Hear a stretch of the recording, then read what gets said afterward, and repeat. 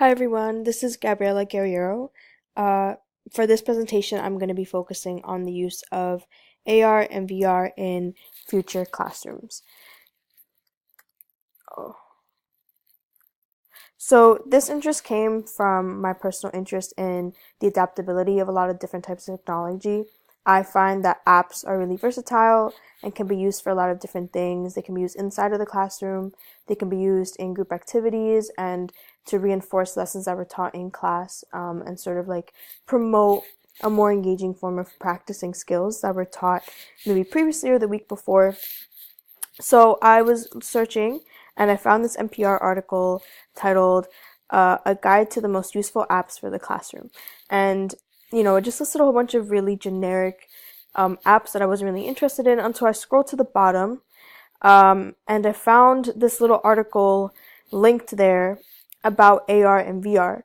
I decided to do my own research, and then I found this third article right over here titled Usage of Augmented Reality in Education, and I was really, really interested by it because whenever I heard about AR and VR, it seemed something really inaccessible, not ever something that I thought could be realistically used in a classroom, especially in an instructional setting and like the core of a lesson rather than as most apps used as sort of like reinforcing of things that were taught. So just for some definition, because I myself was sort of confused about the difference, augmented reality, and I got both of these definitions from Wikipedia. Augmented reality is an interactive experience of a real-world environment whereby the objects that reside in the real world are augmented by computer-generated perceptual information. So for example, when you go to a museum and there's a QR code, or you bring your camera up using like the museum's app, for example, to look at a piece of art or to look at a specific sculpture, and it gives you more information and it gives you the bio of the artist, the bio of um, the the museum curator. That's what augmented reality is, and that's a really common example of it in museums. And virtual reality is an interactive computer generated experience taking place within a simulated environment that incorporates mainly auditory and visual, but also other types of sensory feedback. So, for example, that's been really popularized by those cardboard looking goggle things created by Google that can be connected to an app on your phone and allow you to be engaged in, this like virtual reality that that Google has created for some of their devices and like through some of their apps. Um, this I think is a little bit more nuanced. It still is being explored. I think augmented reality is something that has been around for longer and in many ways is a part of a lot of things that we do. Plenty of apps use augmented reality. Virtual reality is something that is still being learned about and is still being discussed as an effective tool in the classroom. So basically what this would look like in the classroom according to the articles and according to what I sort of figured through the information that I sifted through in these articles is that these tools could be used to explain abstract concepts. And I mentioned that here at the very end. It helps us picture things physically. When you think about that chemistry class that you had to take in high school and all of the different molecule forms that you had to, write on 2D on paper, think about how helpful it would be to see that thing 3D.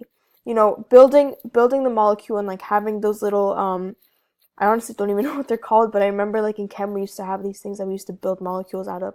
That was really complicated, and a lot of us would come up with like really weird shaped molecules because we didn't understand and we literally could not visualize it. Augmented reality and virtual reality would allow us to see these things in a 3D way. We could move them around. We could click on different parts and like understand like what that bond was. So that's one example of how this could be used in the classroom. Additionally, AR and VR could be used, as I mentioned earlier, as a way to add information or to reinforce information that was already taught, or it could be used at the core of a lesson. It can be taught in many ways as we use like webcamming. I know that a lot of history teachers, what they'll do is they have like friends abroad. They'll ask them to like FaceTime or Skype in and like give them like a little virtual tour of a museum that they're in, one that they can't visit physically, Or for example, you could travel back to Warsaw, Poland, right? And like walk the streets in the 1940s and really get like a very personal understanding of like what a place was and like could have been. And also, as I mentioned before, it could be used on field trips as an additional tool to learn more about things that are in the museum or at any given site. Some highlights of this technology is that it adds complexity and layering to learning experiences. So, as I mentioned earlier, the chemistry example, although my knowledge about chemistry is very minimal, I do know that visualizing things for me in a class like that, because I was never really good in science classes, would have been very useful to be able to like touch and to be able to manipulate a molecule, for example, would have been a very useful thing for me to have had access to. It's also very appealing to different learning styles and preferences. I know the idea of like learning styles and like very rigid learning styles within every student is a little outdated, but a lot of us do have learning preferences.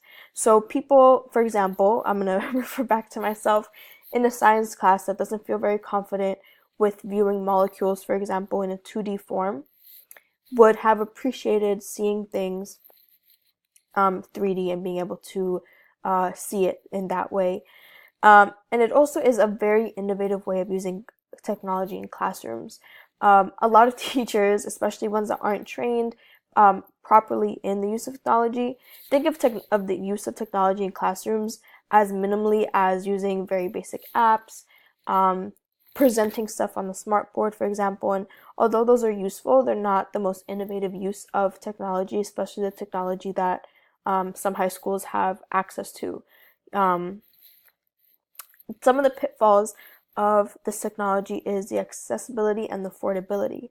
Obviously, to be able to use AR and VR, you need accessibility to certain types of technology, phones, for example, and the VR goggles, and you would need like accessibility to like money to pay for apps, because not all apps are free. And so then this causes inequalities in the quality of education students receive. Quality of education is already something that is very not on a level playing field in this country, and would access to AR VR deepen these inequalities. And also, inadequate teacher and school training can lead to the ineffectiveness of something like AR and VR. A lot of times, like we've seen, or I guess I'm going to refer back to myself because I can only speak from my experiences, teachers have not been properly trained in using, for example, smart boards, and will use it just to project presentations when in fact you could have kids go up and do attendance on the board. You could do many things with a smart board. So if a teacher is not being properly trained in AR and VR technologies, they're not going to be able to use it to the full extent that it could be used. So basically, in my personal opinion, I do believe accessibility can be an issue, and there are other forms in existence that could accomplish similar goals.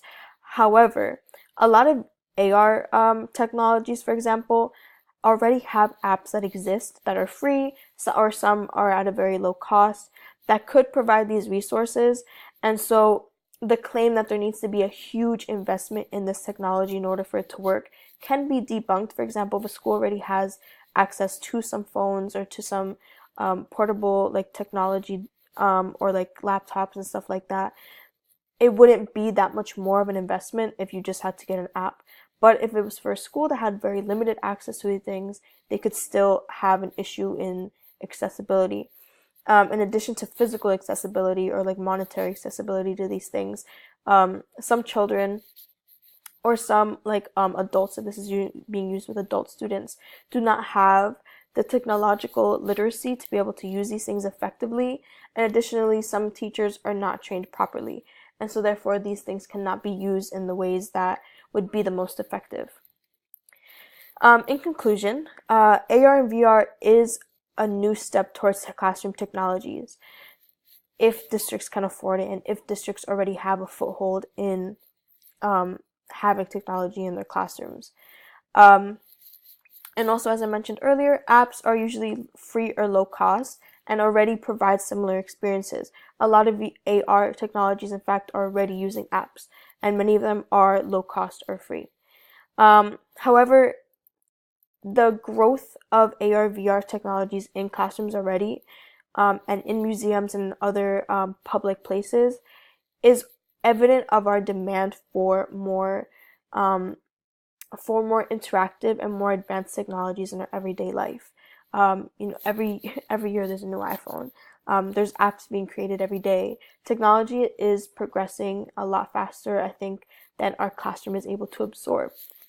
But the introduction of AR and VR in some classrooms and in many public spaces is evident of the fact that our institutions can adapt and can incorporate the use of these things. And the presence of these things are also an emphasis on the importance of our other realities. Our social self on social media platforms, for example, is a very important part of many people's lives. Our ability to manipulate technology for our everyday use is a very important part of our everyday life. And I think the introduction of these in classrooms and people's increased use of these technologies is very evident of that, is very evident of our need to continue manipulating technology to our best convenience. In conclusion, these are the articles that I mentioned: the NPR I Teach a Guide to the Most Useful Apps for the Classroom, and then the Medium article that I read, Usage of Augmented Reality in Education. Thank you guys so much for listening to my presentation. I hope you learned a little bit more about AR and VR, and this might be something that we all end up using in our schools one day.